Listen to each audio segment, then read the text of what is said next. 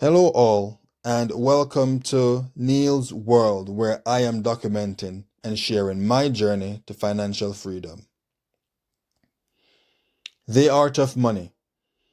This is a complex and multi-phase subject that consists of everything from financial planning and investing to the very psychology behind money and the emotions that influence our financial decisions. At the core, it involves developing a healthy and productive relationship with money that allows us to achieve our financial goals and live the life we so desire. That's for you and I to take on board and to put it into prospect, put it into motion by taking on one key element, which is to get financial literacy. This involves understanding the basic financial concepts such as budgeting, saving, investing, and debt management, which can all be achieved if you speak to your professionals such as your accountant, financial advisor, or even speak to your bank, because they've got teams that are there to help you. I know my bank does. And they can help to guide you to the right channels to achieve your end goal. Also, you need to stay current with the current financial landscape, such as the tax laws and all that may affect your earning power or your spending power, and also see what investment opportunities there are that you can put your money in. Another important aspect of this is developing a strong money mindset. And this involves you analyzing yourself and recognizing the challenging and limiting beliefs or negative emotions that we all possess towards money. This is related to fear, guilt, or even shame based on your own financial set right now. However, no matter where you are now financially, if you are able to cultivate a more positive and empowered mindset, we can make a better financial future for ourselves by making more calculated risk and more calculated decisions. Investing is a very critical component when it comes to money, because whether it's invested in stocks or real estate or other assets, the key is to have a solid investment strategy that aligns to your own financial goals and risk tolerance, which is key. And if you speak to your professionals, they can help you understand what that tolerance level is. It is important to do your own research and diversify your investments, whether you're going to be in real estate, stock, as I mentioned before, or crypto. And finally, the sense of purpose and intentionality around your own finances. This means you're setting a clear financial goals. This is your plan, such as saving for retirement or paying off your debt, which is what we're all trying to get sorted, and buying a home.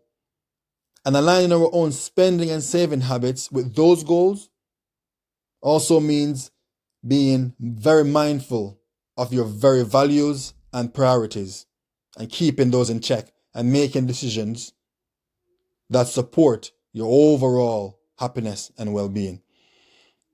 Because when I say you make your plan, you need to have that plan in place so you can make yourself stay on the straight and narrow. And my wife always tells me, if in doubt, go without. And it's true. If in doubt without something, go without, or else you will be without. Very much so. Because the art of money is you overcoming your financial fears, which can be scary even to talk about your finances, especially if it's been negative. Also, but developing habits of budgeting and saving and investing, this is gonna aid you on the success journey. Because if you can invoke a feeling of anxiety, because money does that, talking about it, But if you can put all of this together, you can and really take the time to understand what the relationship with money is like and the factors that's bringing this to reality, you will be able to have a strong financial future. And while having cash is good, it's even better if you put that cash in motion, because this is going to help you to stay ahead of inflation or in line with it.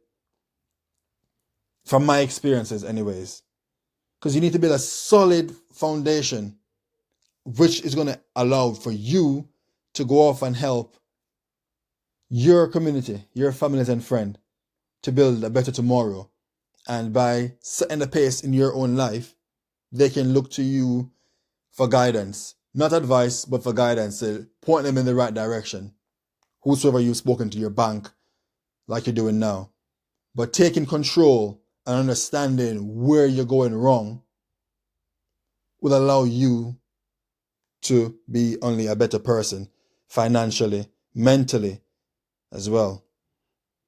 Because stress is bad, isn't it? And speaking of stress, I've always talked about the psychology of money since the very first episode. So why is it important to understand the psychology of money? I realized that once I understood my own money mindset and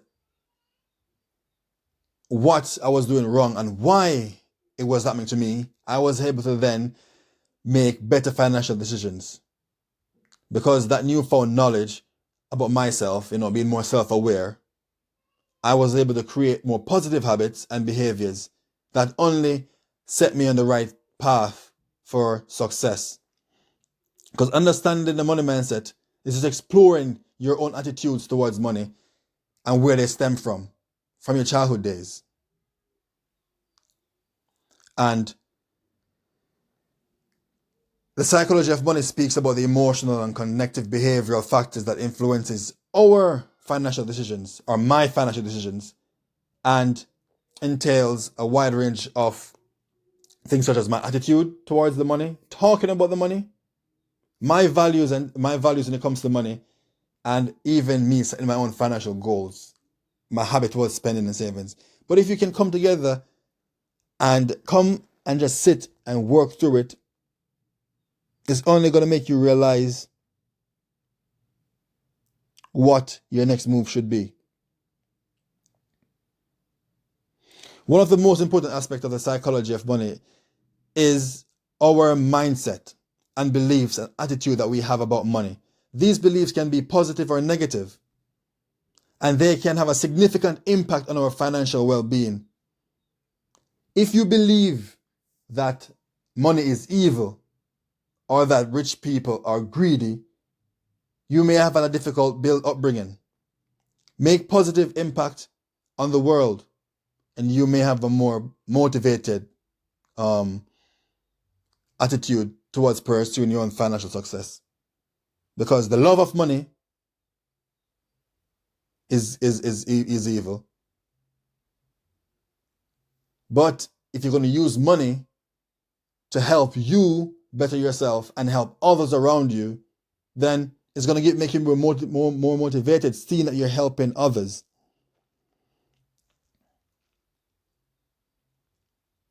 And I really want you all to get this. Psychology of money, financial fears. It can be a source of anxiety and stress. But we can prevent this can prevent you all, or me, which it has prevented me from making sound decisions, because I started second guessing myself and what I was doing. But now that I understand what role these all play in my life, I am now on the straight road to financial success. And I'm thankful that I took the time out to understand my own mind and why I was having a negative relationship with money. And now I know how to improve that I can only be more successful as I'm going on. My portfolio is looking better. My relationships with people in general are getting better as well because I can help. So all of us are capable of achieving financial success if we take the time out and put the effort in to understand where we're stemming from. I'm going to end on that note today. The journey continues. For Neil's World, I am your host, Anthony Powell, and I hope that you've all taken some positive information from today, and that you will be able to go across now that you've gained something from this channel to like and subscribe to the channel, share with your friends, and if you put the effort in,